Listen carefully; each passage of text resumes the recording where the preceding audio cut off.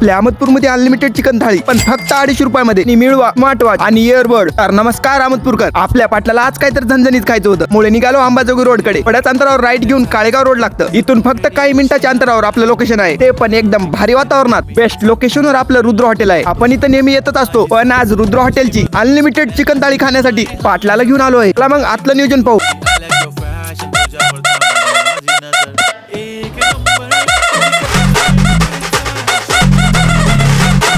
तर मंडळी, रुद्र हॉटेलचा विषय कसा आहे माहिती आहे का?